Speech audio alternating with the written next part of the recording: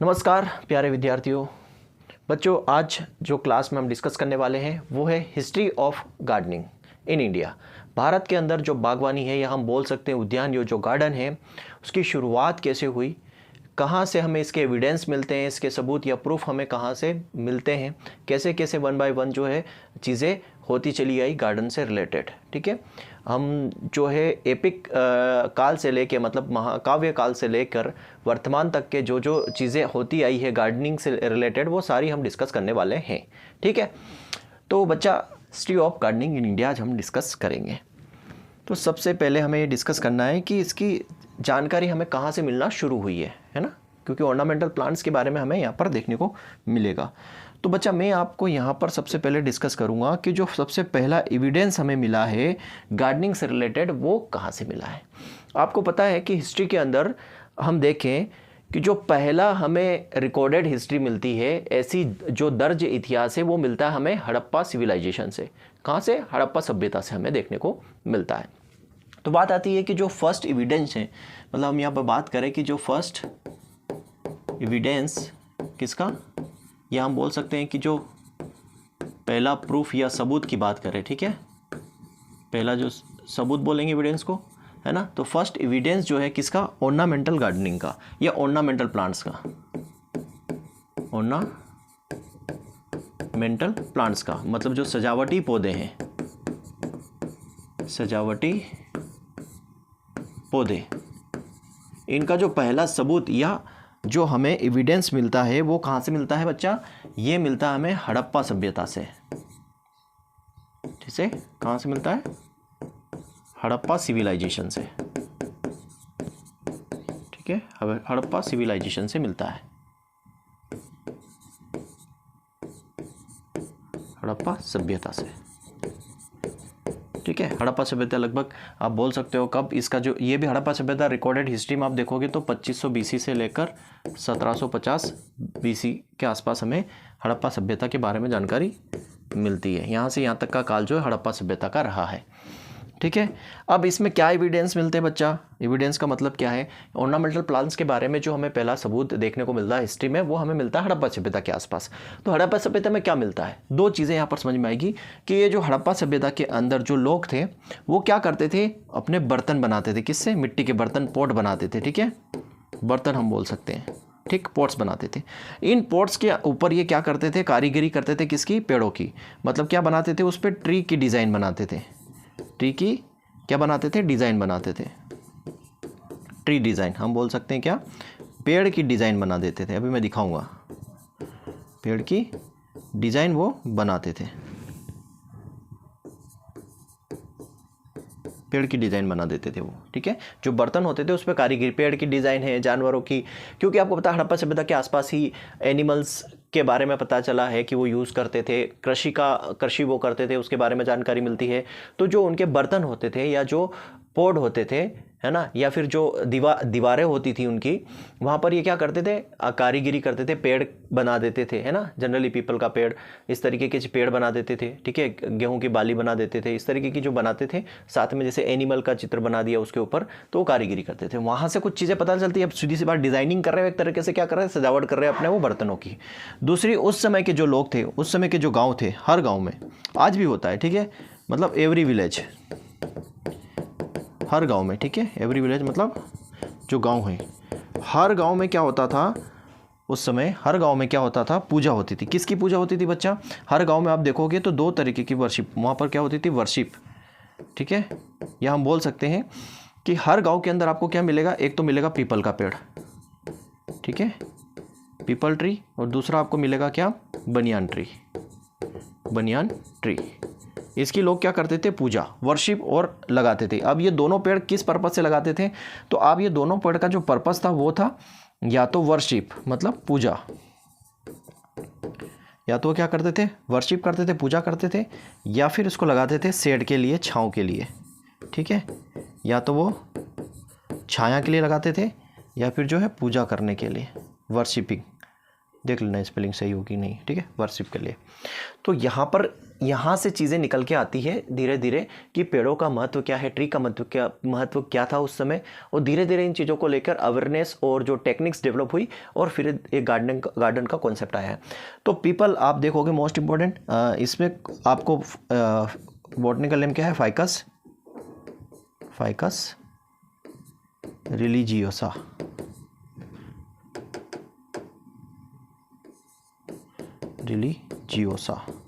इसका scientific name है। Banyan tree का जाओगे तो इसका आ जाएगा फाइकस बेंगालेंसिस इसका साइंटिफिक नेम है। पीपल का पेड़ और ये बरगद का पेड़, ठीक है, बरगद का पेड़। और आज भी पीपल के पेड़ की पूजा होती है ना, आज भी लोग करते हैं पीपल के पेड़ की बढ़िया। बनियान के ट्री के आप जब जनरली देखोगे बरगद के पेड़ के नीचे आपको मंदिर दिख जाएगा छोटा सा, है ना, ये सारी चीज़ें हैं। तो उस समय हड़प्पा सिविलाइजेशन के टाइम पे जो पॉट बर्तन बनाते थे उस पर ट्री वगैरह की डिज़ाइन वो करते थे। साथ में हर एक गांव में पीपल के पेड़ की पूजा होती थी या बनियान ट्री ये सब लगाते थे क्योंकि छाया मिल सके, उनकी पूजा ये करते थे। यहाँ से थोड़ा सा हमें कॉन्सेप्ट मिलता है ऑर्नामेंटल प्लांट्स का, सजावटी पौधों का। अब थोड़ा सा मैं आपको डायग्राम में यहाँ पर दिखा पाऊँ तो इस तरीके की आपको दिख पा रही है, देखो हड़प्पा सिविलाइजेशन में इस तरीके की प्लांट की वो जो है पत्थरों के ऊपर या दीवारों के ऊपर क्या करते थे, इस तरीके के पेड़ बना देते थे। यहाँ पे आप देखोगे, यहाँ पे आपको देखोगे पीपल के पेड़ की डिज़ाइन आपको दिख रही है, ये इस तरीके की डिज़ाइन है, ये पीपल के पेड़ की ये डिज़ाइन है, पान के पत्ते आप बोल सकते हो, ये इस तरीके की डिज़ाइन यहाँ पर दिख रही है। इस तरीके की डिज़ाइन वहाँ पर होती थी कहाँ पे, हड़प्पा सिविलाइजेशन में, पेड़ की और इस तरीके की डिज़ाइन। यहाँ तक कॉन्सेप्ट समझ में आया कि जो ऑर्नामेंटल प्लांट्स है, हम हिस्ट्री पढ़ रहे हैं किसकी, गार्डनिंग की, बागवानी की हिस्ट्री पढ़ रहे हैं, तो हमें जहाँ से हमें रिकॉर्डेड हिस्ट्री हमारी, मतलब जहाँ से हमारी हिस्ट्री शुरू होती है, जिनके बारे में किताबों में लिखा हुआ है, वहीं से हम शुरू कर रहे हैं कि गार्डन की हिस्ट्री कैसे कैसे जो है गार्डन का डेवलपमेंट हुआ है, ठीक है। चलिए, जैसे हमने पीपल के पेड़ की यहाँ पर बात की थी, ये आपको दिख रहा होगा, ये देखो ये पीपल का पेड़ है। इस पीपल के पेड़ की जो है लोग पूजा करते हुए आपको दिख रहे होंगे ना, ये भी पीपल का पेड़ है, ये आप दिख रहा है, ये है पीपल का पेड़, पीपल ट्री, ठीक है, ये भी पीपल का ही पेड़ है, पीपल ट्री, फाइकस रिलीजियोसा। तो यहाँ पर इस तरीके से आप देख रहे हो, ये औरतें जो है पीपल के पेड़ की पूजा पूरी तरीके से लच्छा बांधा हुआ पूजा करती है। तो ये इनका बड़ा महत्व है, मतलब पब्लिक के अंदर भी या सिविलाइजेशन के अंदर आप सीख सकते हो, ठीक है। ये आपको दिख रहा होगा बरगद का पेड़, बनियान ट्री। तो इंडियन कल्चर में आप देखोगे ना, इंडियन कल्चर के में भारतीय जो संस्कृति है उसमें पेड़ों का महत्व बहुत ज़्यादा है, चाहे वो वर्शिप पॉइंट ऑफ व्यू से, पूजा के पॉइंट ऑफ व्यू से देखो या और कोई पर्पस देखो, ठीक है। एस्थेटिक पर्पस भी होता है, मेडिसिनल यूज़ होता है, ऑर्नामेंटल प्लांटिंग, सारी चीज़ें अब हम 1 बाय 1 डिस्कस करेंगे, ठीक। चलिए, अब यहाँ से दूसरी चीज़ अब हम यहाँ पर ये देखने वाले हैं कि जो गार्डन वाला कॉन्सेप्ट है वो कैसे आया, ये आप समझ गए। अब यहाँ पर हम बात करेंगे, नेक्स्ट पॉइंट है कि जो गार्डनिंग है, ठीक है, गार्डनिंग ड्यूरिंग एपिक इरा। एपिक इरा का मतलब होता है महाकाव्य काल के दौरान, महाकाव्य काल के दौरान ऐसा हम बोल सकते हैं, ठीक है, महाकाव्य काल बोल सकते हैं या महाकाव्य के दौरान, महाकाव्य के दौरान बागवानी, ऐसा आप हिंदी में पढ़ सकते हो। बच्चा इंग्लिश वाली चिंता नहीं करना, हिंदी में भी पढ़ाना पड़ता है क्योंकि बच्चे हिंदी इंग्लिश दोनों मीडियम के हैं, तो जो शब्द हिंदी में ज़रूरी है वो हिंदी में बताते रहूँगा। तो गार्डनिंग ड्यूरिंग एपिक इरा मतलब महाकाव्य के दौरान जो है गार्डन की कंडीशंस क्या थी, स्टेटस क्या था, स्थिति क्या थी, उसके बारे में बात करते हैं। तो अगर महाकाव्य कारण के उसमें देखते हैं तो सबसे पहले यहाँ पर बात करते हैं ड्यूरिंग आर्यंस, मतलब आर्य लोग जो आए थे, ठीक है, आर्य लोग जो आर्य आए थे उनकी हम बात कर रहे हैं। तो आर्य जो है ये इंडिया के अंदर कब आए थे बच्चा, ये इंडिया के अंदर आए थे 1600 BC में। कब, ये 1600 BC के अंदर आए थे इंडिया में। और ये जब इंडिया के अंदर आए थे तो अपने साथ 4 वेद लेके आए थे, चारों वेदों को लेके आए थे, ठीक है, जो है 4 वेदास एंड पुराण, जो हमारे पुराण से और वेदा से वो साथ में इन्होंने इनके साथ में थी। वेद हमारे आप देखोगे तो क्या है, ऋग्वेद है, ठीक है, अथर्ववेद है, यजुर्वेद है और सामवेद है। अब इनका क्या मतलब है, इन वेदों का क्या कॉन्सेप्ट है गार्डनिंग में। तो जो ऋग्वेद है और जो हमारा अथर्ववेद है, इन दोनों के अंदर आपको पीपल के पेड़ का वर्णन मिलेगा। ठीक है, पीपल ट्री का वर्णन मिलेगा और इसको अश्वत्थ कहा जाता है। पीपल के पेड़ को ऋग्वेद और यजुर्वेद अथर्ववेद के अंदर, युग किसके अंदर, जो ऋग्वेद है और जो अथर्ववेद है उसके अंदर पीपल के पेड़ का वर्णन मिलता है। ठीक है, हम पेड़ों की बात क्यों कर रहे हैं, क्योंकि गार्डन के लिए प्लांटिंग या फ्लावरिंग प्लांट या जो भी प्लांट है, जो सजावटी पौधे हैं, उनका होना बहुत ज़रूरी है। तो कहाँ से कॉन्सेप्ट आया है, इनका वर्णन मिलता है इसके अंदर। अब ये वेद को और पुराणों को साथ में लाए थे, है ना। ठीक है, इनके वेद और पुराण साथ में थे। अब पीपल ट्री का कॉन्सेप्ट कहाँ से मिलता है, वर्णन मिलता है ऋग्वेद में और अथर्ववेद में। ठीक है, अब इनका क्या मतलब है, ये साथ पेड़ों का वर्णन मिलता है क्योंकि ये जो आर्यंस थे ये फ्लावर लविंग, ऐसा हम बोल सकते हैं, फ्लावर लविंग पीपल थे ये, ऐसा हम बोल सकते हैं, फ्लावर लविंग पीपल थे। वो फूलों से प्रेम करने वाले, या हम बोल सकते हैं फूलों को पसंद करने वाले लोग थे ज़्यादातर, क्योंकि बहुत ज़्यादा पढ़े लिखे लोग थे, है ना। इनको फ्लावर हो गया, झील हो गई, नदियाँ हो गए, माउंटेन हो गए, है ना, पर्वत हो गए, पहाड़ हो गए। भाई भारत क्यों आए थे, उनकी संस्कृति को देखने के लिए। भारत के अंदर क्या क्या चीज़ें थी, आपको मिलेगा ये ना, पेड़ पौधे अच्छे मिल जाएंगे आपको, नदियाँ मिल जाएगी आपको, झरने मिल जाएंगे आपको, बड़े बड़े पहाड़ मिल जाएंगे। तो ये उनको बड़े अप्रिशिएट करते थे। जो आर्यंस थे ये क्या करते थे, जो फ्लावरिंग प्लांट्स थे, है ना, जैसे फ्लावरिंग प्लांट्स हो गए, ठीक है, लेक मतलब झील हो गई,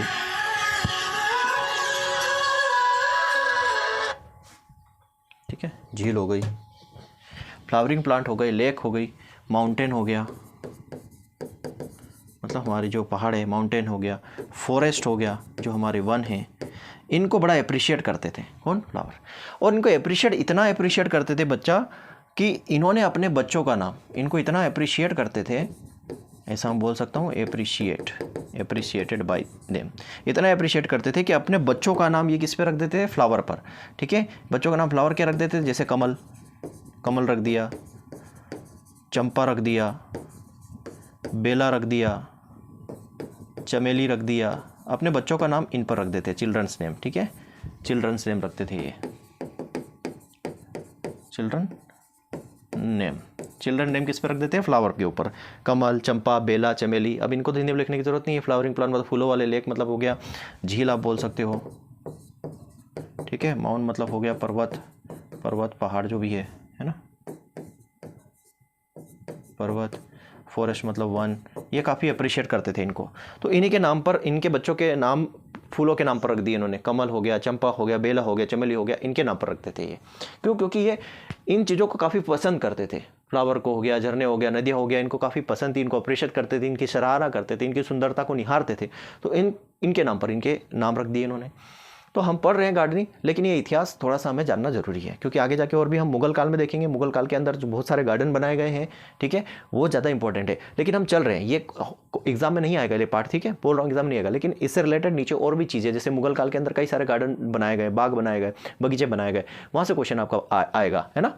तो पढ़ना तो हमें पूरा है ना, सिस्टमेटिक, जो भी बुकों में या जहाँ भी इनके बारे में बताया गया है कि ये गार्डन की हिस्ट्री है, तो हमें पढ़ना पड़ेगा पूरा। ठीक है, तो ये महाकाव्य के दौरान या जो ड्यूरिंग एपिक इरा है, उस दौरान गार्डन की क्या स्थिति थी, तो यही है। ऋग्वेद और अथर्ववेद में इसका वर्णन मिलता है गार्डन के बारे में। ठीक है, और आर्य जो आए थे ये फ्लावर को काफ़ी पसंद करते थे, इन सब चीज़ों को बड़ी सराहना करते थे, इनको पसंद करते थे, इनकी सुंदरता को निहारते थे ये। तो इन्हीं के नाम पर जो है, फ्लावर के नाम पर, नदियों के नाम पर, लेक के नाम पर, पर्वत के नाम पर ही अपने बच्चों के नाम रखना इन्होंने शुरू कर दिए। ठीक है, तो ये तो हो गया आर्यन की बात। आर्यन के बाद आते थे बच्चे अपने रामायण काल के दौरान आ जाते हैं। ठीक है, ड्यूरिंग रामायण, अभी हम एपिक में ही चल रहे हैं ना, ड्यूरिंग रामायण की बात करते हैं। तो रामायण काल के दौरान आपको देखा होगा, अयोध्या के अंदर ऐसा वर्णन मिलता है, जो अयोध्या है हमारी, जो अभी रामलला वहाँ पर बैठने वाले हैं, अयोध्या सिटी के अंदर जो गार्डन हुआ करते थे, ठीक है, क्या थे वहाँ पर, गार्डन थे, उद्यान थे। उन उद्यान के अंदर क्या क्या थे, उन उद्यान के अंदर पेड़ जो थे वो फ्रूट प्लांट थे, फ्रूट प्लांट, एंड क्या मिलते थे वहाँ पर, फ्लावरिंग प्लांट्स थे। आप अगर रामायण देखते भी होंगे, आपने टीवी में देखा भी होगा, जो अभी एक संकट मोचन महाबली हनुमान करके एक सीरियल आता है, मैंने उसको देखा है। उसके अंदर जब राम जी वापस अयोध्या आ जाते हैं, अयोध्या आने के बाद वहाँ पर ये फ्लावरिंग गार्डन वगैरह काफ़ी अच्छे से दिखाया जाता है, क्योंकि राम जी और सीता जी जब एकांतवास में जाते हैं तो वहाँ पर फूलों का और गार्डन का बहुत बड़ा मतलब निर्वासन वाली बात वहाँ पर कही जाती है। ठीक है, तो फ्रूट और फ्लावरिंग प्लांट मिलते हैं। यहाँ पर आपको क्या मिलेगा, लेक विथ लोटस, मतलब कमल के फूलों से घिरी हुई, है ना, मतलब यहाँ पर झील, कमल झील बोल सकते हैं, कमल की झील, पूरी तरीके से कमल से ढकी हुई झील वहाँ पर दिखेंगे। कई टाइप के वहाँ पर बर्ड्स मिलेंगे, बर्ड्स होते थे, बर्ड्स मतलब पक्षी बोल सकते हैं। कई सारे पक्षी, डिफरेंट टाइप के पक्षी वहाँ पर गार्डन के अंदर देखने को मिलते थे अयोध्या सिटी के अंदर। ये रामायण में इसका वर्णन है। रामायण के अंदर आप रामायण पढ़ोगे तो, जिनने पढ़ी है, जैसे मैंने पढ़ी है रामायण, ठीक है, तो रामायण पढ़ी है तो रामायण के अंदर आपको वर्णन मिलेगा कि वहाँ पर जो गार्डन हुआ करते थे उसमें फूल फल वाले पौधे थे, फ्लावरिंग पौधे थे, और भी मेडिसिनल वगैरह सारे होंगे ना, उस समय सारी चीज़ें थी। ठीक है, वहाँ झील थी, झील जो तो पूरी तरीके से कमल के फूलों से पूरी तरीके से भरी हुई थी, कमल से फूलों से, और उनमें कई प्रकार के पक्षियों की चहचहाटें मिलती थी। ठीक है, तो ये गार्डन का वर्णन उस समय मिलता है। दूसरी बात, आपने ये पढ़ा होगा अशोक वन। अशोक वन मतलब हम बोल सकता हूँ अशोक वाटिका, ये तो अच्छे से सभी लोग जानते हैं। अशोक वाटिका कहाँ थी, श्रीलंका में, लंका में थी, और वहीं पे रावण ने सीता जी को कैद करके रखा हुआ था। ठीक है, अशोक वाटिका में ही सीता जी एक पेड़ के नीचे बैठी हुई हमें वर्णन भी मिलता है रामायण में, और हमने सीरियलों में देखा भी है। तो अशोक वन, अशोक वाटिका, अब यहाँ पे लिखा हुआ है ना अशोक वाटिका। वाटिका मतलब क्या, उद्यान, गार्डन, बगीचा। तो अशोक वाटिका में जनरली वहाँ पर रावण ने किसको रखा था, माता सीता को वहीं कैद करके रखा था। और वो जो जनरली अशोक वन में आपको पेड़ क्या मिलते हैं, अशोक के पेड़ मिलते हैं, अशोक ट्री मिलता है वहाँ पर। जनरली अशोक ट्री थे, हनुमान जी ने उखाड़ दिए थे कई सारे पेड़ वहाँ पर। तो Ashok tree, saraca indica scientific name इसका। तो अशोक ट्री मोस्टली वहाँ पर अशोक ट्री थे, है ना। बाकी तो फलदार पौधे भी थे जो हनुमान जी ने खाए थे, है ना, कई सारे फल वहाँ पर। तो नाम ही क्या था, अशोक वन, अशोक वाटिका, मतलब वहाँ पर अशोक के ट्री, ज़्यादातर वहाँ पर जो पेड़ थे वो अशोक के ही थे। ठीक है, जहाँ पर रावण ने माता सीता को बंदी बनाकर या कैद करके रखा हुआ था। तो ये वर्णन वहाँ पर मिलता है रामायण काल में। दूसरा हम आते हैं ड्यूरिंग महाभारत।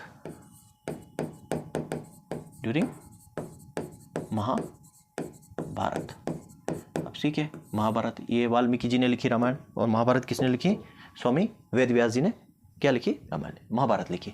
अब महाभारत में के टाइम पे जब कौरवों और पांडवों का युद्ध होने से पहले समझौता हुआ था। समझौता क्या हुआ था भाई, सीधी सी बात है, उस समय वही बात है, आज भी वही हो रहा, पहले भी वही था कि कुर्सी के लिए, है ना, राज सिंहासन के लिए जो युद्ध हुआ करते थे।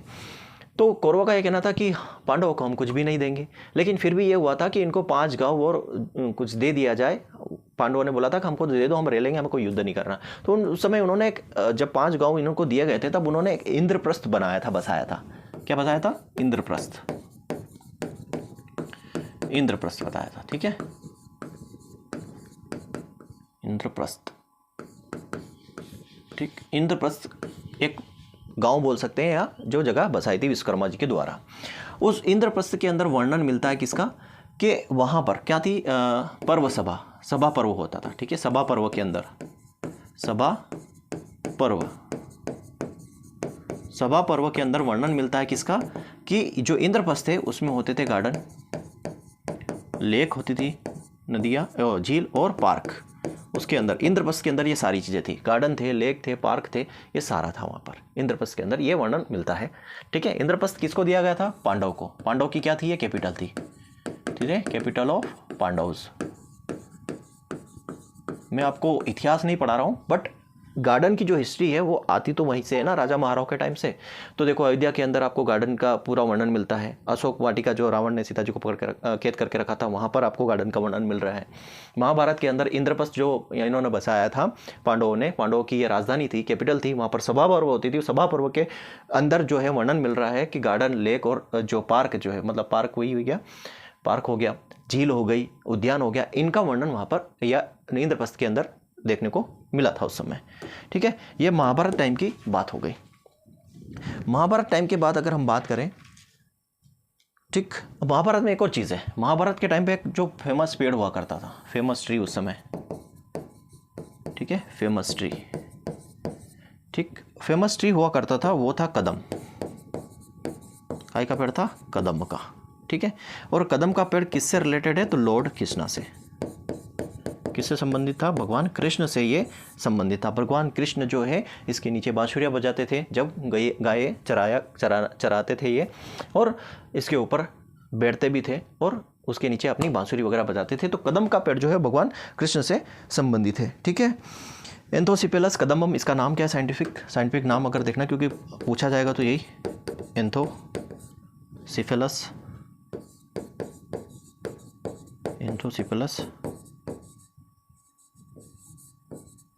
कदम, इसका साइंटिफिक नेम है।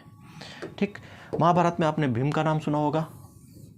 भीम जो थे अपनी पत्नी के लिए क्या लेके आए थे? भीमास बोला जाता है। भीम जो है अपनी पत्नी के लिए लोटस खरीद के लाए थे, कमल इन्होंने अपनी पत्नी के लिए खरीदा था। ठीक है, इससे संबंधित है, भीम से संबंधित है लोटस, आप बोल सकते हैं कमल का फूल। तो जो ऑर्नामेंटल प्लांट्स हैं या जो फ्लावरिंग प्लांट्स हैं, ये शुरू से ही कहीं ना कहीं जो है अस्तित्व में रहे हैं या इनको इम्पोर्टेंस दी गई है राजा महाराजों के टाइम से या एपिक काल महाकाव्य के टाइम पे। आप देख रहे हो ड्यूरिंग रामायण महाभारत और ये सारी चीज़ें। रामायण महाभारत के अलावा अगर हम बात करें तो चंद्रगुप्त सेकंड के टाइम पे है ना, में भी पेज है कि नहीं है? हाँ, ये तो ऋग्वेद यजुर्वेद और ये हमने बात की ली। ठीक है, ऋग्वेद यजुर्वेद सामवेद अथर्ववेद ये किस में था? एपिक काल में। अब यहाँ पर बात आती है किसकी? ड्यूरिंग चंद्रगुप्त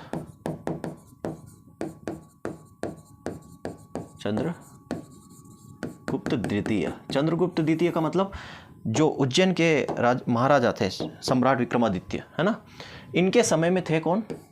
महान कवि कालिदास। कौन थे? कालिदास। और इनकी बुक थी जिसका नाम था क्या? कुमार संभव। क्या नाम था इनकी बुक का? कुमार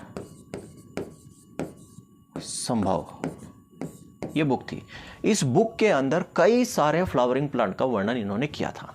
ठीक है, इनकी कहानियां जो है जैसे शकुंतलम है ना, मेघदूत है नी, तो इनकी जो कहानियां थी, मतलब इनके जो प्ले थे है ना, उपन्यास थे, ठीक है, नाटक थे, उनके अंदर इन फ्लावरिंग प्लांट्स का वर्णन काफ़ी मिलता है। तो कुमार संभव बुक जो थी, इस बुक के अंदर कई सारे फ्लावरिंग प्लांट का वर्णन मिलता है, फूल वाले पौधों का। ठीक है, अब इनको हिंदी लिखने की ज़रूरत नहीं, फ्लावरिंग प्लांट्स का वर्णन मिलता है। जैसे इसके अंदर मिलता है अशोक पेड़ का वर्णन, अशोक ट्री का वर्णन मिलता है। ठीक, कल्प वृक्ष का वर्णन मिलता है, कल्प वृक्ष का वर्णन मिलता है। सीरीस का वर्णन मिलता है, सीरीस फ्लावर का वर्णन मिलता है, सीरीस फूल का वर्णन मिलता है। ठीक, परिजातम, परिजात पौधा है, ठीक है, परिजातम प्लांट का भी वर्णन यहाँ पर मिलता है।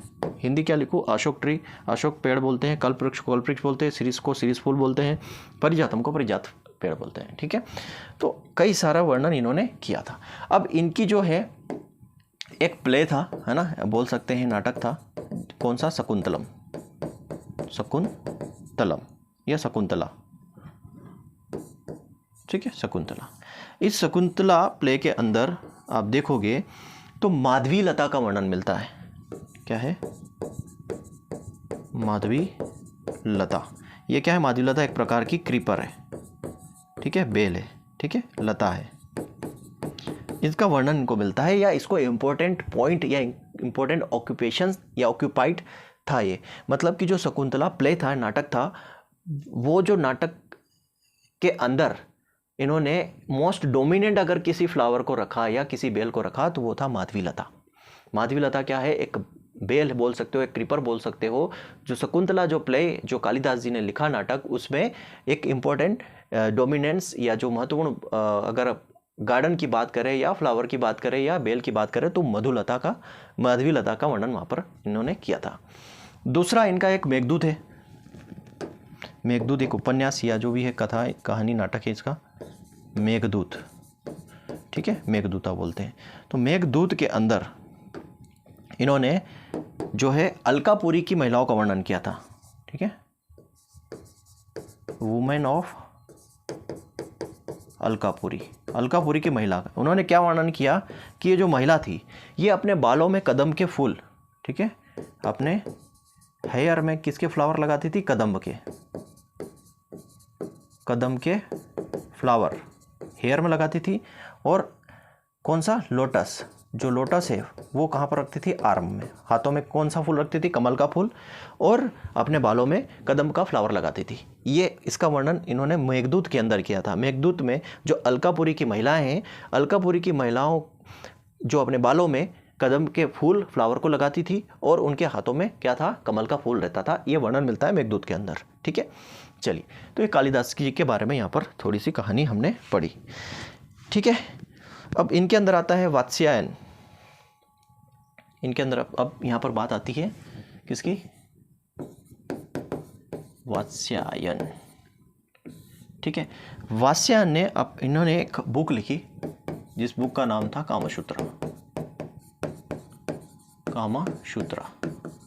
इस कामसूत्र के अंदर था एंजॉयमेंट ऑफ सिविल लाइफ, इसके बारे में बताया गया। कामसूत्र जो बुक थी उसमें जो लिखा गया था वो क्या था? एंजॉयफुल, ऐसा हम बोल सकते हैं, enjoyful civil life. Civil life के बारे में वर्णन मिलता है। एंजॉयफुल सिविल लाइफ के बारे में वर्णन मिलता है किसके अंदर? कामसूत्र के अंदर। ठीक है, एंजॉयफुल सिविल लाइफ मतलब हम बोल सकते हैं कि लोग जो थे आनंदमयी अपना जीवन बिताते थे, उसका जो है वर्णन इस कामसूत्र के अंदर वात्स्यायन ने लिखा। इन्होंने बताया कि इस बुक के अंदर 4 गार्डन का वर्णन इन्होंने किया था। 4 गार्डन का वर्णन इन्होंने किया था। उन गार्डन के नाम अगर मैं बताऊं तो उसमें पहला था प्रमोदोद्यान। प्रमोदोद्यान।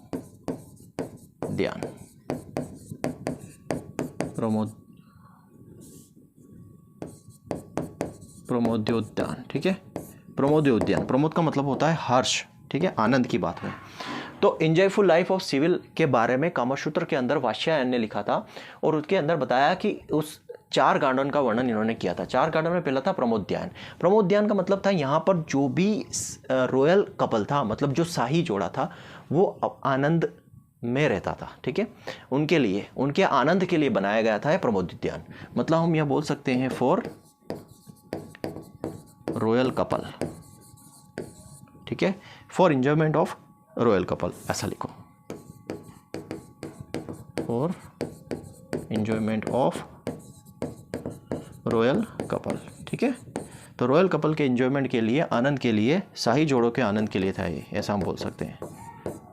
शाही जोड़े के आनंद के लिए बनाया गया था प्रमोदोद्यान। ठीक है, दूसरा अगर मैं बात करूं, दूसरा उद्यान था उद्यान। क्या था? दूसरा था उद्यान। ठीक है, ठीक है, उद्यान। उद्यान के अंदर किसका वर्णन मिलता है बच्चा? देखो, उद्यान में जो राजा थे, जो राजा महाराजा थे, वो क्या करते थे? ये उद्यान के अंदर जो किंग थे, जो राजा महाराजा थे, ठीक है, यहाँ पर खेल कूद का था। सीधी सी बात है, वो क्या खेलते थे? चेस। चेस यहाँ पर खेलते थे। डांस ऑफ देखते थे। क्या देखते थे? Dance of made. जो दासियाँ थी, दासियों का नृत्य यहाँ होता था। ठीक है, दासियों का नृत्य यहाँ होता था। ठीक है, चेस खेलते थे, दासियों का नृत्य यहाँ होता था। और जोक्स होते थे। क्या होते थे? जोक्स, चुटकुले। चुटकुले, कोर्ट ऑफ जेस्टर। जो दरबारी थे, दरबारियों के लिए कोर्ट ऑफ जेस्टर मतलब कि जो जोक्स वहाँ होते थे, हंसी मजाक वहाँ पर होती थी। कहाँ पर? इस उद्यान के अंदर। इसके बाद आता है हमारा जो है वृक्ष वाटिका, ऐसा हम बोल सकते हैं। नेक्स्ट जो उद्यान था वो था वृक्ष वाटिका।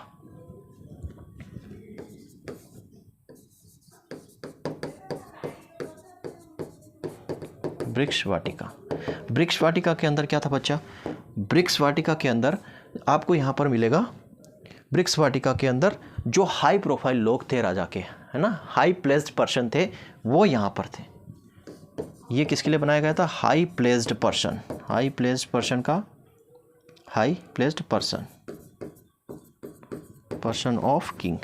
राजाओं के जो उच्च अधिकारी थे, ऐसा हम बोल सकते हैं। ठीक है, राजा के उच्च अधिकारी हम बोल सकते हैं, उच्च स्थान वाले लोग, वो वृक्ष वाटिका में यहाँ पर राजाओं के साथ आनंद में रहते थे या आनंद करते थे। ठीक है, चलिए, इसके बाद आता था नंबर 4। नंबर 4 पे आएगा, वो था नंदवनम। नंदनवन। क्या था? नंदनवन। नंदनवन, ठीक है। नंदनवन ये जो उद्यान था ये रिलेटेड था किससे संबंधित है? रिलेटेड टू लॉर्ड कृष्णा, भगवान कृष्ण से, ठीक है। भगवान कृष्ण से संबंधित था ये नंदनवन। अब नाम ही नंदनवन मतलब कि जो इनके पिताजी का नाम क्या था, जिनका लालन पालन जिन्होंने किया था भगवान कृष्ण का, नंद बाबा। तो ये नंदनवन संबंधित है भगवान कृष्ण से, ठीक है। ये सारी चीज़ें हमने यहाँ पर समझी। अब यहाँ पर जो है garden during Buddhist era, second phase हम देख रहे हैं कि गार्डन ड्यूरिंग बुद्धिस्ट एरा, भगवान बुद्ध के समय बागवानी, है ना, भगवान बुद्ध के समय बागवानी। तो भगवान बुद्ध के काल के समय बागवानी का क्या मतलब? देखो भगवान बुद्ध जो थे, है ना, अगर मैं भगवान बुद्ध की बात करूं,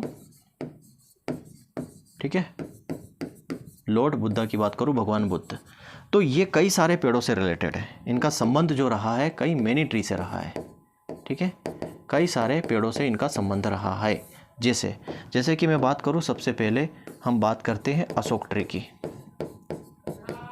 बात करें अशोक ट्री की बात करूं तो अशोक ट्री के नीचे इनका क्या हुआ था? बर्थ हुआ था। इनका बर्थ हुआ था, हम बोलते हैं ना 563 BC के आसपास इनका जन्म हुआ है। तो अशोक का जो पेड़ था इनमें इनका क्या हुआ था? जन्म हुआ था, ठीक है। पीपल का पेड़ से संबंधित है ये। पीपल ट्री के नीचे इनको क्या मिला था? इनलाइटनमेंट, ठीक है। इनलाइटनमेंट मतलब इनको क्या मिला था? ज्ञान प्राप्त हुआ था, ठीक है। क्या हुआ था? ज्ञान की प्राप्ति हुई थी। तीसरा पेड़ आता है इनका, जैसे तीसरा पेड़ में आ जाते हैं इनका मैंगो ट्री आता है, ठीक है। सेडी प्लांट आते हैं और मैंगो ट्री। अब सेडी प्लांट के अंदर जैसे मैंगो ट्री हो गया, मैंगो ट्री के अलावा इनका आता है एक बनियान ट्री, ठीक है, सेडी बनियान, हमेशा बोल सकते हैं सेडी बनियान, बरगद का पेड़, छायादार बरगद का पेड़ और मैंगो। इनके नीचे इन्होंने क्या किया? अपनी जो है शिक्षा का प्रसार किया, ठीक है। इन्होंने क्या किया? स्प्रेड की, फैलाया, स्प्रेड ऑफ हम बोल सकते हैं न्यू टीचिंग, शिक्षा का प्रसार किया था इन्होंने, ठीक है। क्या किया इन्होंने? शिक्षा का प्रसार किया था, शिक्षा का प्रसार, ऐसा हम बोल सकते हैं, शिक्षा दी थी लोगों को, ठीक है, शिक्षा का प्रसार दिया था। चौथा जो ट्री इनके से संबंधित है वो है साल वृक्ष बोल सकते हैं सोरिया रोबस्टा।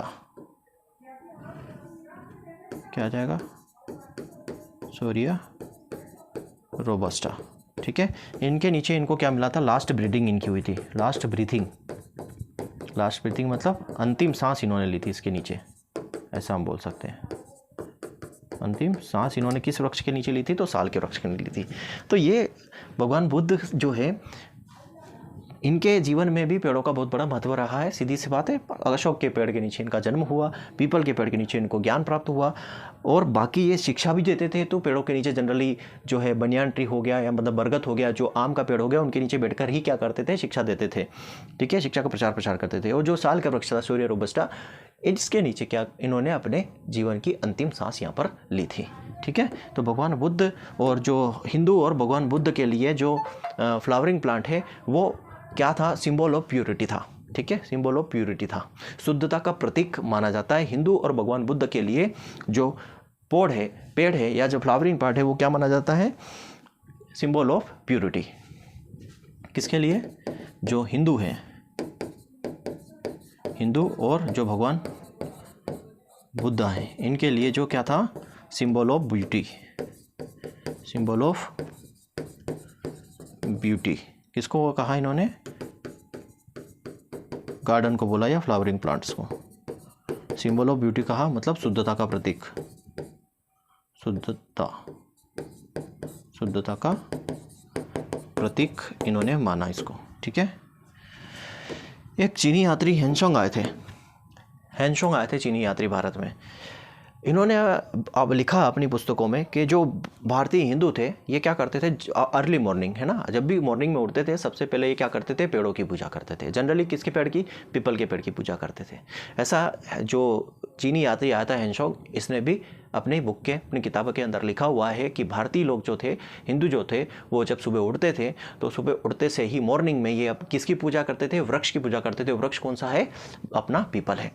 तो भगवान बुद्ध के बारे में इतनी बार हमने समझी। भगवान बुद्ध के अंदर देखे ये लोटस जो है, अभी हमने पढ़ा कि जो हमारे कौन थे? भीम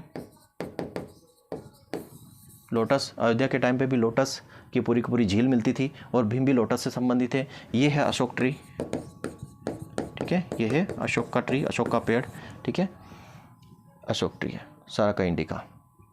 दूसरी बात अब यहाँ पे देखोगे आप, हाँ, जो मैंने बताया आपको, ये है कदम का पेड़, इसका कदम ट्री है ये कदम ट्री के फ्लावर है और ये प्लांट ऐसा दिखता है कदम का, ठीक है। और ये भगवान कृष्ण कदम के पेड़ पर ही जो है नीचे बांसुरी बजाते थे, ऊपर बैठ के बांसुरी बजाते थे। ये आप देख पा रहे हो यहाँ पे, ठीक है, ये पेड़।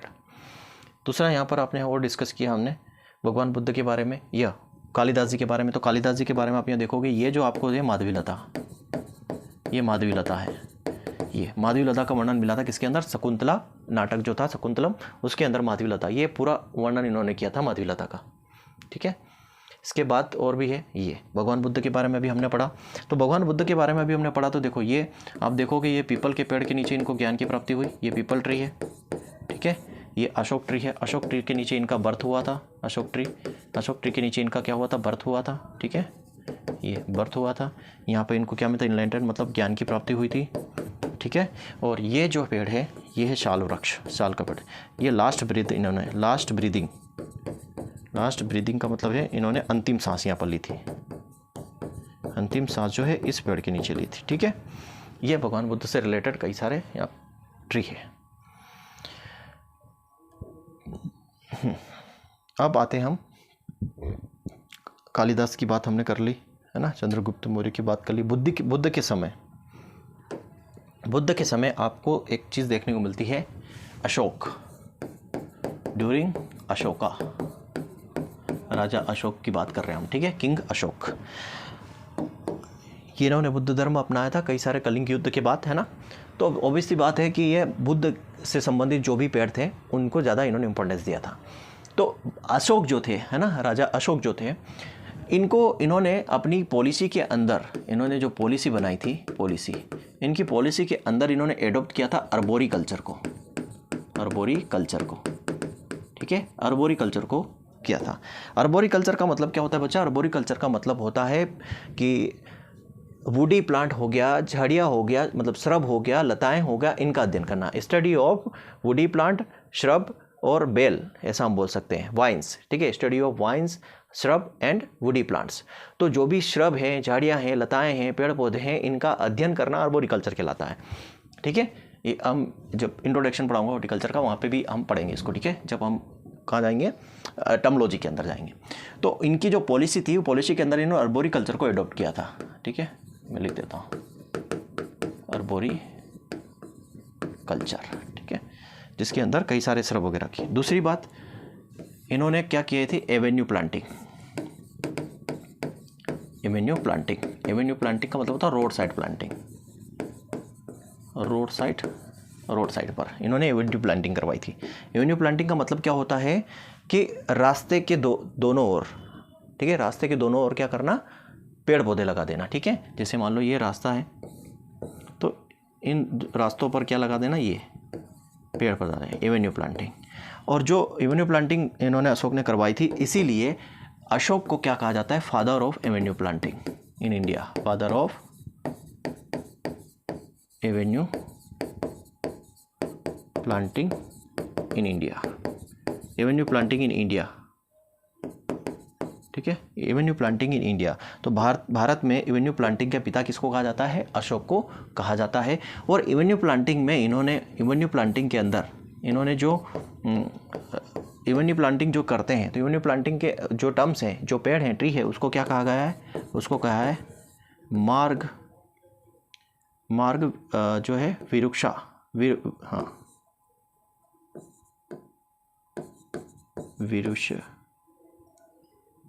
विरुष्का, ठीक है, मार्ग वृक्षा, क्या कहा है? मार्ग विरुष्का, ठीक है। मार्ग शुविरिका लिख लेना फिर से, मार्ग शुविरिका बोला गया है। ठीक है, जो एवेन्यू प्लांटी थी। मार्ग शुविरिका का मतलब होता है मार्ग जो है, रास्ता के आसपास पेड़ पौधे लगा देना। तो रास्ते, जैसे मतलब रास्ता जा रहा है, रास्ते के आसपास में डायग्राम दिखाऊंगा। तो अशोक के टाइम पे अर्बोरिकल्चर को अडॉप्ट किया था इन्होंने, और एवेन्यू प्लांटिंग जो है अशोक के टाइम पे आई थी, इसलिए उनको father of Avenue planting in India बोला गया है। और जो एवेन्यू प्लांटिंग होती है मतलब उसको मार्ग शुविरिका भी कहा जाता है। मार्ग शुविरिका मतलब मार्ग मतलब रास्ता होता है, शुविरिका मतलब कि दोनों तरफ जो है पेड़ को लगा देना। ठीक है, तो एक तरह से मार्ग जो है सुरक्षित हो जाता है दोनों तरफ से। ठीक, ये आप यहाँ पर डायग्राम में देख पा रहे होगा। ठीक है, ये तो अर्बोरिकल्चर से रिलेटेड है ना, झाड़ियाँ वगैरह सब कुछ लगा दो, वो तो ऐसे ही मैंने लगा दिया। ये देखो, ये रास्ता जा रहा है, रास्तों के दोनों तरफ ये पेड़ पौधे लगा रखे, जिसको बोलते हैं एवेन्यू प्लांटिंग। ठीक है, एवेन्यू प्लांटिंग। ठीक है, Avenue planting, road side Avenue planting इसको बोला जाता है। ठीक, और जो अशोक है, अशोक के जो पुत्र हुए हैं महेंद्र। ठीक है, कौन है? महेंद्र कौन है? सन ऑफ अशोक, अशोक का पुत्र था महेंद्र। ठीक, इसने क्या किया था? महेंद्र, ठीक है, ये अशोक का पुत्र है। इसने क्या किया था? इंडिया से बोधि वृक्ष, बोधि ट्री है ना, मतलब बोधि ट्री मतलब वही पीपल ट्री को ले जाकर कहाँ पर? श्रीलंका के अंदर लगाया था, श्रीलंका के अंदर प्लांट किया था,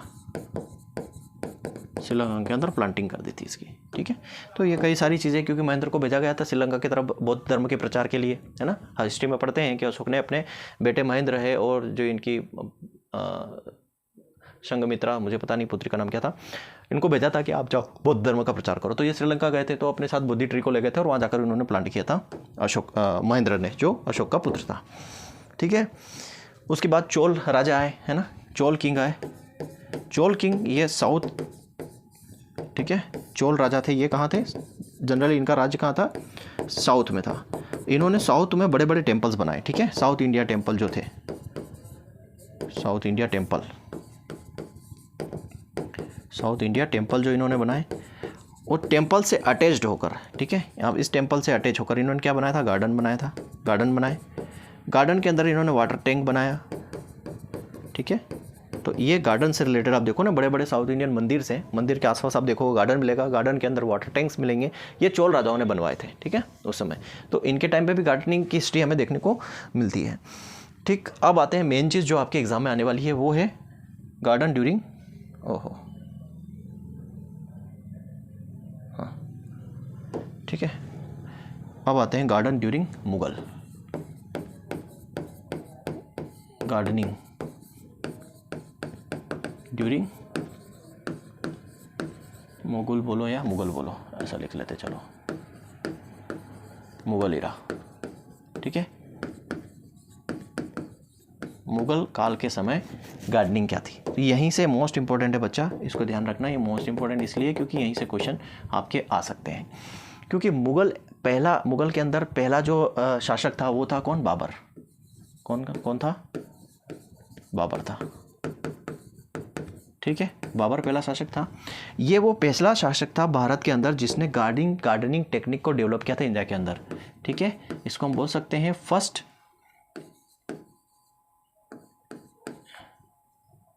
एम्परर बोल सकते हैं। ठीक है, फर्स्ट एम्परर मतलब फर्स्ट शासक था जिसने गार्डनिंग टेक्निक डेवलप की थी।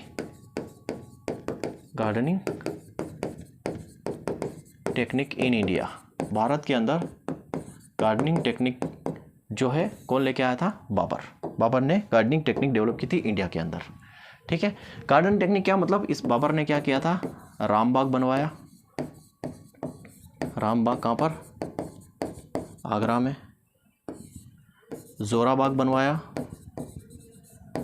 ये भी कहाँ बनवाया? आगरा में। इसने आराम बाग बनवाया, ये भी कहाँ बनवाया? आगरा में। और आराम बाग अभी भी आर्कियोलॉजिकल द्वारा जो है इसका ब्यूटिफिकेशन किया जाता है, still beautification.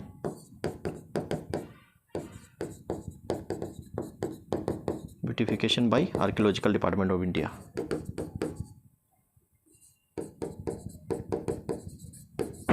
Archaeological department of India इसके द्वारा आज भी जो है उसकी ब्यूटिफिकेशन की जाती है आरामबाग की।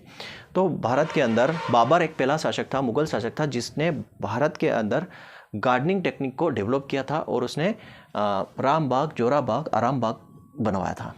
इसके अलावा और ये जो इसके जो गार्डन थे, मुगल गार्डन जो थे भी, है ना, समझ लेना, जो मुगल इरा मतलब ये मुगल गार्डन हो गए, ये किस स्टाइल में बने हुए थे? फॉर्मल स्टाइल वाले गार्डन थे ये, ठीक है, फॉर्मल स्टाइल गार्डन थे। फॉर्मल स्टाइल का मतलब समझते हो? फॉर्मल स्टाइल का मतलब होता है बच्चा सिमेट्रिकल पूरी तरीके से। जैसे ये मान लो गार्डन बना है, तो अगर इसको दो हिस्सों में बांटोगे तो जो इस तरफ बना हुआ है वो सेम चीज़ इस तरफ भी बनी हुई है, बिल्कुल, ठीक है, जो भी एलिमेंट है वो बराबर है। जैसे इस तरफ गार्डन फव्वारा बनाया हुआ तो इस तरफ भी बना हुआ रहेगा, बिल्कुल। जैसे आप ताजमहल देख लो, ठीक है, एग्जाम्पल, आप ताजमहल देखोगे, फॉर्मल स्टाइल वाला ताजमहल, ठीक है, अलग से पढ़ेंगे, अभी तो फॉर्मल और इनफॉर्मल गार्डन। पर जो मुगल गार्डन है वो सारे किस में आते हैं? फॉर्मल स्टाइल गार्डन के अंदर आते हैं। इन्होंने दो तरीके के गार्डन बनाए थे, एक पर्शियन गार्डन आप देखोगे और एक था टॉम गार्डन, ठीक है। टॉम गार्डन जो किसने बनवाया था? अकबर ने, ठीक है। तो इनके शासनकाल में बने हुए गार्डन थे अकबर, देखिए, अकबर हुए, ठीक। अकबर ने जो गार्डन बनवाए थे उसमें था आपका अकबर में आ जाएगा फतेहपुर गार्डन, ठीक है, फतेहपुर गार्डन,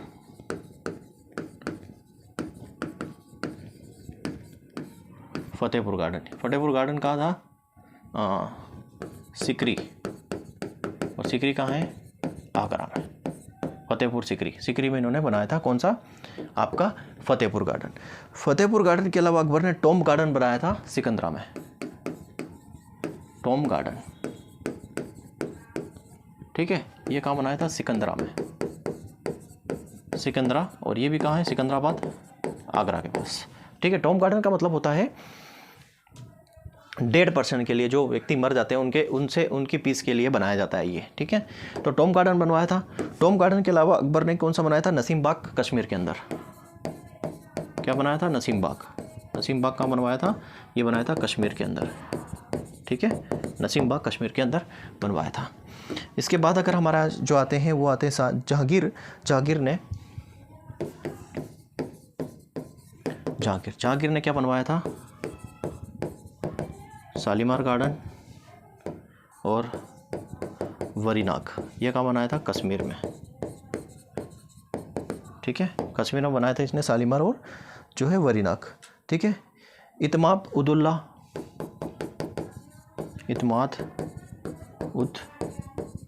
दौला, ये बनाया था कहाँ पर? इसने आगरा में, ठीक।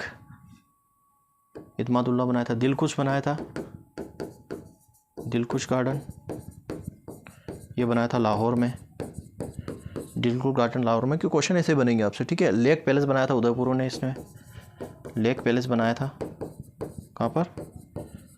उदयपुर में इसने लेक पैलेस बनाया था। इसके बाद आता है हमारा शाहजहाँ,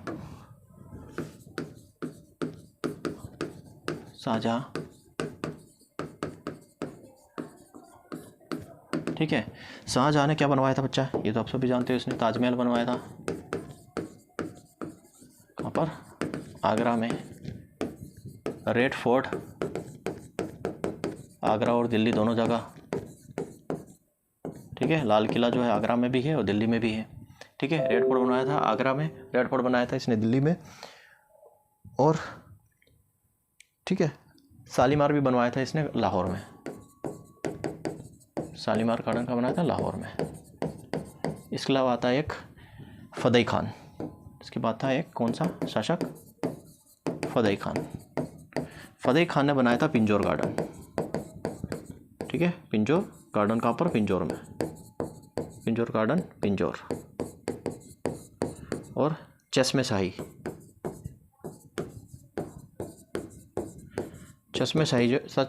गार्डन बनवाया था इसने श्रीनगर में, ठीक है। ये मुगल काल के समय में बने हुए गार्डन है और यहीं से क्वेश्चन आपके बनने वाले हैं, ठीक है। गार्डन ड्यूरिंग राजपूत इरा, ठीक है, राजपूत शासक के टाइम पे, राजपूत इरा के टाइम पे कुछ गार्डन बने हुए थे। राजपूत इरा में जो मेन थे हमारे राजा मानसिंह, कौन थे? राजा मानसिंह। राजा मानसिंह ने बच्चा, राजा मानसिंह जो थे इन्होंने अंबर के अंदर, अंबर शहर के अंदर एक गार्डन बनवाया था जिसके अंदर 3 प्रकार के टेरेस बनाए थे इन्होंने, ठीक है, 3 प्रकार के टेरेस उन्होंने बनाए थे, ठीक है, राजा मान सिंह ने। इसके अलावा तो मंदोर गार्डन इन्होंने बनवाया था, जोधपुर गार्डन बनवाया था, डिग गार्डन बनवाया था, ठीक है, ये सारे गार्डन बनाए थे। तो राजा मान सिंह ने क्या गार्डन बनवाया था, ठीक, जिसके अंदर टेरेस वगैरह थे। तो टेरेस वगैरह थे, है ना। इन्होंने जो गार्डन बनवाया था उसमें थी लेक, झील थी, ठीक, झील थी का जो झील लेक थी, उस लेक के अंदर क्या थे, 3 टेरेसेस गार्डन था वो, 3 टेरेसेस वाला क्या था, गार्डन था। झील बनवाई थी, झील और गार्डन के अंदर क्या थे, टेरेसेस थे। इनके द्वारा बनाए गए और गार्डन जो था राजपूत शासक में, वो देखोगे आप, जोधपुर गार्डन, ठीक है, मंदोर गार्डन, और आ जाएगा डिग गार्डन। ये गार्डन इनके द्वारा बनाए गए थे राजपूत शासकों के समय, ठीक है। अब राजपूत शासकों के बाद अगर हम बात करें तो आ जाएगा ब्रिटिश टाइम पे, gardening during British time, gardening during British era. हाँ बच्चा, मैंने आप सोचो कि सर गार्डन के डायग्राम क्यों नहीं दिखाए। ये सारे गार्डन जो ना, मुगल गार्डन है, पर्शियन गार्डन है, इंग्लिश गार्डन है, फॉर्मल गार्डन है, इनफॉर्मल गार्डन है, ये आगे हम पढ़ने वाले हैं। जब आगे पढ़ेंगे तो एक एक के आपको डायग्राम सारे दिखाऊंगा, सबके जो है पिक्चर्स, इमेज आपको दिखाऊंगा, ताकि आपको देख पाओगे कि इस ऐसा गार्डन वो दिखने में ऐसा है और क्यों उसको फॉर्मल बोला जाता है, क्यों इनफॉर्मल बोला जाता है, ठीक है, सारा हम देखेंगे। तो ब्रिटिश के दौरान, अब देखो ब्रिटिश के दौरान, ब्रिटिश मतलब इंग्लैंड से लोग आए थे, ब्रिटेन से आए थे, ये क्या लाए थे अपने साथ, एक्सोटिक प्लांट लाए थे, ठीक है, एक्सोटिक फ्लावरिंग प्लांट, ऐसा हम बोल सकते हैं। एक्सोटिक फ्लावरिंग प्लांट ये लेके आए थे बाहर से, हम तो एक्सोटिक बोलेंगे। कहाँ से आए थे, इंग्लैंड से, ठीक, इंग्लैंड से लेकर आए थे। और इन्होंने स्थापना की थी किसकी, इस्टेब्लिशमेंट, स्थापना की थी किसकी स्थापना इन्होंने की थी, रॉयल एग्रीकल्चर हॉर्टिकल्चर सोसाइटी, ठीक है, कहाँ पर, कलकत्ता में, ठीक। और इनके द्वारा कई सारे गार्डन बनाए गए थे। तो इनके द्वारा बनाए गए जो गार्डन है उसमें है पहला तो यही रॉयल एजी हॉर्टिकल्चर सोसाइटी गार्डन, कहाँ पर, कलकत्ता के अंदर। दूसरा इन्होंने बनाया था national botanical garden, national botanical garden, कहाँ पर, जो है लखनऊ में, ठीक। और रॉयल बोटनिकल गार्डन दार्जिलिंग में बनाया था इन्होंने, रॉयल बोटनिकल गार्डन कहाँ पर, दार्जिलिंग, ठीक है, सिक्किम के अंदर इन्होंने बनाया था, दार्जिलिंग वेस्ट बंगाल, ठीक है। ये ब्रिटिश काल में बने हुए गार्डन है। अब गार्डनिंग आफ्टर इंडिपेंडेंस इरा, ठीक है, अगर हम बात करें गार्डनिंग ड्यूरिंग इंडिपेंडेंस इरा, वो भी देख लो, इंडिपेंडेंस के टाइम पे जो गार्डनिंग बनी थी वो भी यहाँ पर हम देखेंगे एक जगह, ठीक है, ठीक। गार्डनिंग पोस्ट इंडिपेंडेंस इरा, ठीक। पोस्ट इंडिपेंडेंस मतलब ठीक है, आज़ादी के बाद आपको पता है कौन कौन से गार्डन बने। तो बुद्धा जयंती पार्क कहाँ पर है, न्यू दिल्ली में। और भी बहुत सारे हैं, बस मैं आपको खाली अभी जस्ट बता रहा हूँ। दूसरा आप बोलोगे रोज़ गार्डन, है ना, रोज़ गार्डन ये कहाँ पर है, चंडीगढ़ में, चंडीगढ़, ठीक है। इस तरीके से अभी इनके बारे में और पढ़ेंगे, है ना। अभी पोस्ट इंडिपेंडेंस बहुत सारे गार्डन बनाए गए हैं। Most famous garden in India, उसके बारे में भी स्टडी करेंगे कि इंडिया के अंदर जो मोस्ट फेमस गार्डन कौन कौन से, जहाँ से क्वेश्चन बनेंगे। Formal style, informal style, gardening वगैरह सब कुछ पढ़ेंगे। जो फ्लावर यूज़ होते हैं सब कुछ पढ़ेंगे, वो सारी चीज़ पढ़ेंगे जो एग्जाम पॉइंट ऑफ व्यू से इंपॉर्टेंट है और आपकी नॉलेज के पॉइंट ऑफ व्यू से भी इंपॉर्टेंट है। अगर कहीं से भी क्वेश्चन उठा के पूछे, आपसे बनना चाहिए।